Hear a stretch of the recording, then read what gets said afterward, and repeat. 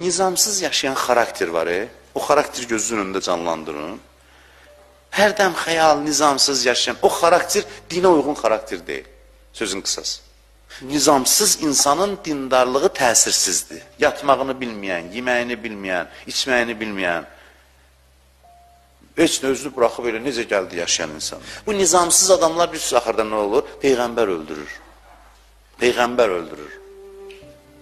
Peyğəmbəri yalanlayır. Biz niyə görə? Çünki nizamsızlıq nəfsi bəsləməkdir. Quran da deyir ki, elə ki, Peyğəmbər nəfsinə müxalif söz dedi, düşmən olur Peyğəmbərlə. Öyrəşməyib baxın nəfsinə müxalif getməklə, zid getməklə. Nizamlı adam nəfsi ilə daim mübarizədir.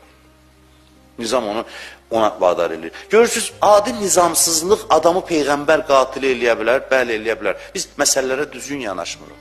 Bir imanlı qardaşdır, amma səliqəsiz və nizamsızdır. Bu nizamsızlığın qaynağını tap. Qaynağı nəfsani istəklərdir. Çünki istəmir də, nəyəsə bir boyun əymək istəmir. Hey, buraxmaq istəyir nəfsini ki, nə istəyir onu eləsin. Bu da aparır adamı o cürünə bir vəziyyətə çatdırır, elə bir hala gətirir, çıxardır. Sənin şəxsiyyətin nizamlı olmağı tələb eləsini özünə sığışdırmayasan ki, mən insanam.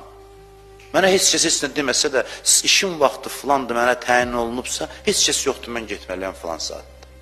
O cəmiyyət, imanlı cəmiyyət budur. Yoxsa biz imana nə meyar təyin eləmişik ki, özümüz də başa düşənmirik ki, iman nədir? Keyfiyyətli həyat insanın içindən, daxili zənginliyindən qaynaqlanan həyatdır.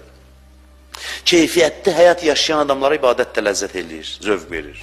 Bir adamın 5 günlük, bir həftəlik proqramı yoxdursa, zor deməklə deyil, ondan keyfiyyətli dindar olmayacaq. Proqramla yaşamaq həm ağlı artırır, həm emosiyaları, hissləri, qəlbi incəldir. Bütün bəşəriyyətə yana bilən insanın, qəlbi o qədər riqqətə gələn, incə qəlbli insanın. Həmin İmam Hüseyin Ərəfə duasında bir necə dua eləyir. İbrahimin yaşlı vaxtında imkan vermədin, balası gözünün qabağında doğransın. Ürəyin gəlmədi ay Allah. Özü belə dua eləyir.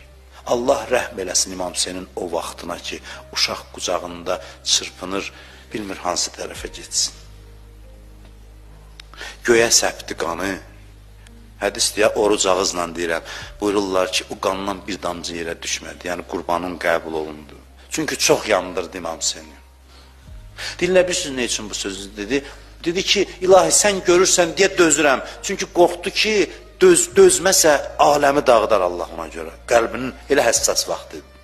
İmam qəlbinə o boyda qəm çökəndə bildi ki, Allah intiqam alacaq. Yenə onları düşündü. Yenə onu öldürənləri düşündü. Dedi, ilahi dözür amma işin olmasın onlarla.